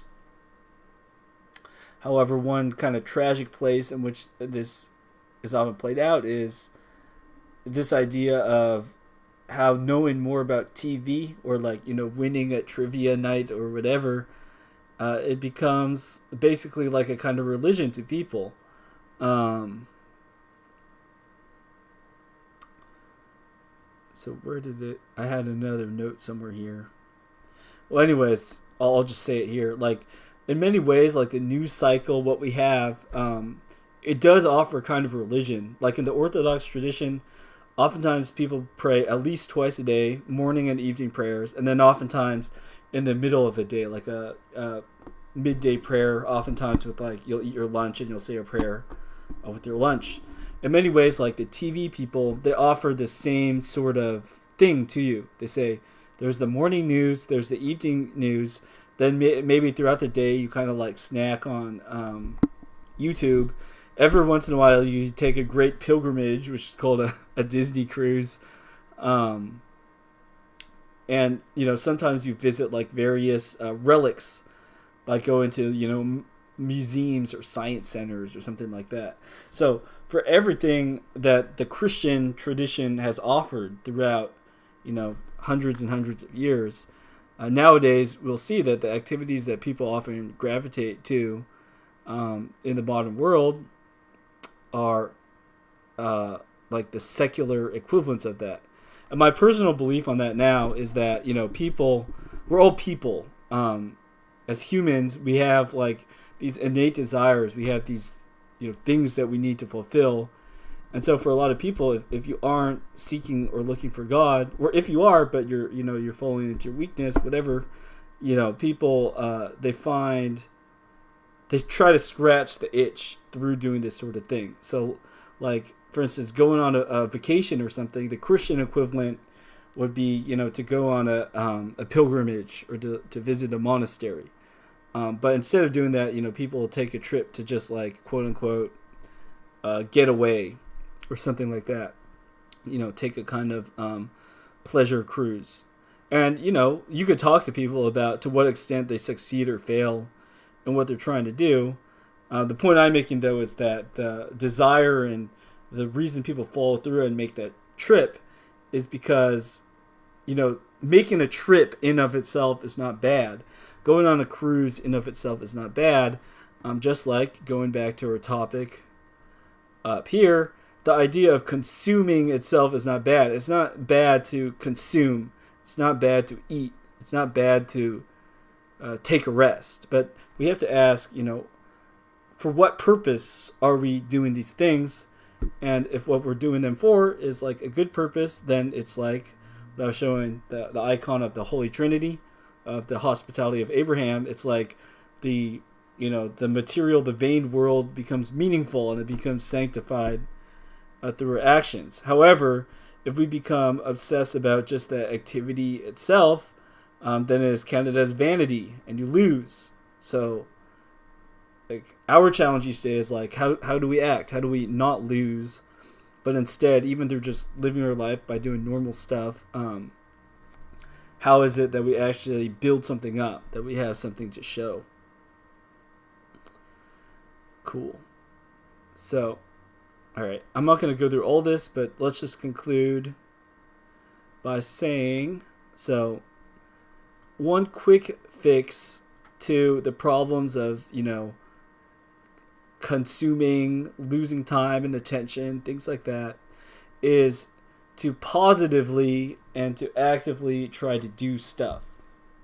So I wrote here, understanding how difficult doing things is helps us to not be overly judgmental or critical, wasting and misusing our time and attention, pointing out others' faults and shortcomings. When one tries to actually do stuff, note actual, like in Spanish, actualmente, or actual, at the present time. If we actually try to do stuff, then that generally is a good way to make good use of our time.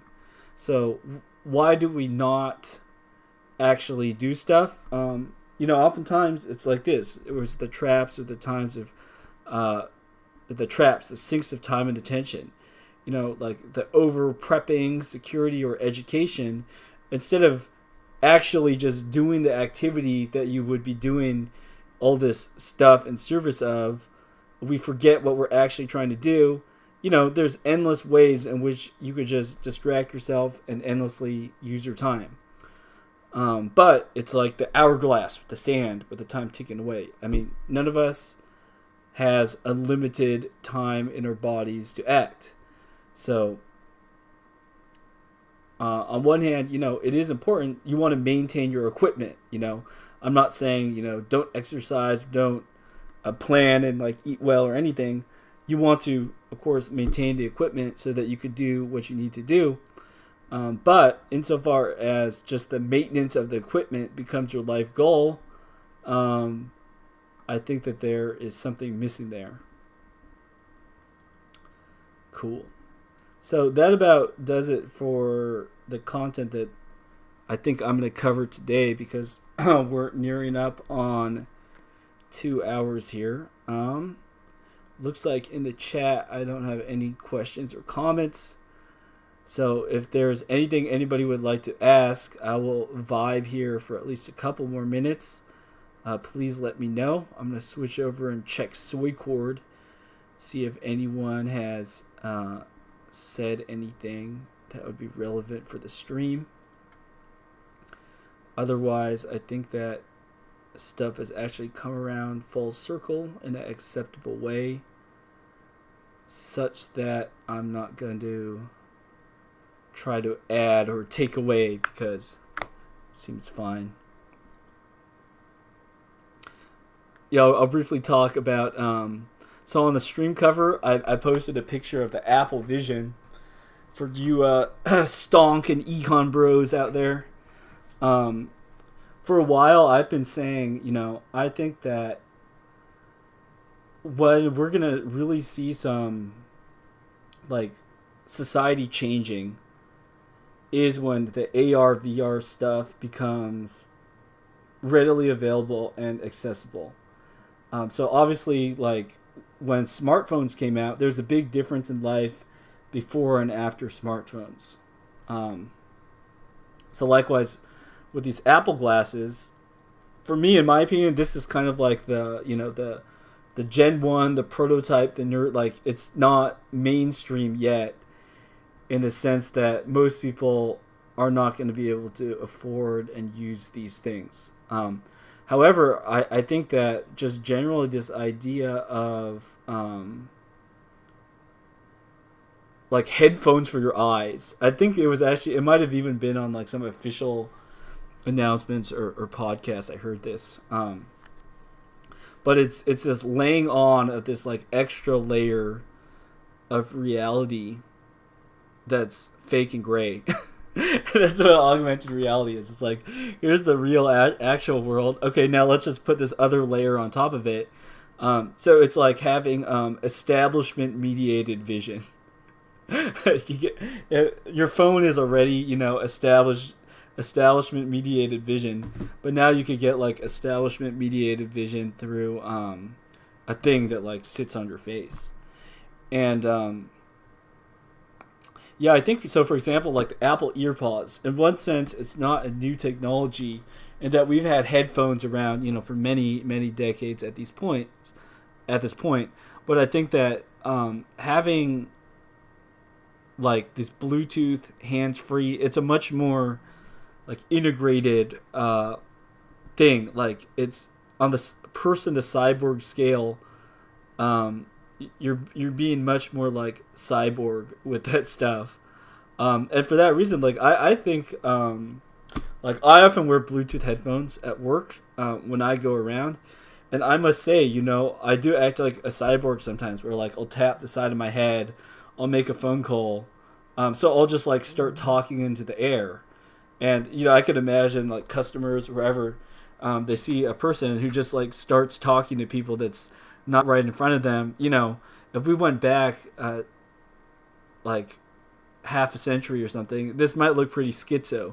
But now, like in our time and age, like me talking into the air, asking about cabinet parts or whatever, like this is actually a totally normal thing to see. Like to see a employee consulting with their supervisor about what can or can't be done on a project using Bluetooth headphones. So I'm like whipping around a tape measure while like talking on my phone. Like, this is all quite normal these days. And I think too, what we're gonna start to see, like, what would the Apple glasses alternative thing look like for that day? I mean, it could be like I'm driving around with like my Apple glasses, and then the YouTube comments are like scrolling down, and while I'm driving, I'm like doing the screen and like, flipping through my notes on my, projected vision thing while like driving my car. I think like all that sort of thing, it doesn't take much stretch of the imagination to see how that sort of stuff is on the horizon. Now, bringing that back to like the topic for this stream that I have right here is, Apple glasses, whatever. Am I going to tell you, oh, boycott them, they're evil, return to the real world, etc., etc.? Like, my response to a lot of stuff is not like that. In fact, in these notes, let me go back. I made a note about like Amazon and Google. Cool. So here I'll just read this paragraph I wrote. What the establishment is afraid of you knowing is that a simple, sustainable lifestyle means ignoring or disregarding everything they tell you, meaning the establishment. Love God and your neighbor. Arrange your life so that you can consume the fruits of your own labor, pass down wealth to your family and friends. You could make use of what the establishment has to offer. So in this sense, I'm not anti-Google or anti-Amazon, etc. Note that the actions you choose might actually result in Amazon or Google losing money. Many companies operate at a loss with their initial free offerings, hoping to sink their claws into you on other things. But by making basic and legal use of the best of the establishment's offering, one can extract maximum value. So going off that comment, I would say, like, Apple glasses or whatever, like, okay, don't buy it now for 3.5K. Like, it doesn't really pay to be like an early adapter. But in the future, might you be using augmented reality? Like, if you use a phone or use a laptop, like, the answer is, probably yes, unless you choose to go more rural and, do that. But if you aren't planning on doing that, then, I don't think there's any point in, like, bashing on it or hating on it beyond like, let's just actually say and call it what it actually is. Let's see. We have a comment. Archangel says, is it even possible to return to the quote unquote real? I don't know. There's too many quotes. Too many embedded fractal quotes. The commentaries are overwhelming. Cool. All right. Anyways, I think that's about it, unless there's any other comments. Going once, going twice. I'll wrap it up. As far as future streams go, like, I'll do these streams. Typically, I won't have very many like live viewers at all. But then like later, people will tell me, "Oh, I really like your stream," or "I'm glad you did it." So that's why I kind of do the format I do, where I prepare to, monologue or rant for a long time. And I also have like a document and notes, which I might harvest later for additional blog posts and stuff. One of my goals in making these streams is to put interesting information out there. And like with my current job and stuff, I do a lot of driving. So when I do find stuff that is, juicy and interesting, it's nice to have like kind of long form content where you wouldn't feel bad necessarily too, like if you just like shut it off or something. Like, I'm just some dude. I'm not like, it's not like a priest giving a homily or something more official. So I thank you all that have taken the time to come here and check this out. Feel free to leave comments, like, subscribe, do all that. And if there's future topics or things you would like me to look into or talk about, please let me know. Thank you, everybody. And just a couple of extra comments by Archangels. Yeah, so he found my channel through Technological Society by Wool. So that's cool. Welcome. We're still in the Technological Society. But we could turn the Technological Society on its head by realizing consuming inputs, outputs. The technology itself isn't what's bad. Not to say that it's neutral, but it's something for us to understand and discern what's useful and not useful in it, to watch out for the badness. And if we help one another and don't lose sight of the one thing needful, I think we'll make it out all right. All right, thanks everybody for joining. Have a good rest of your weekend.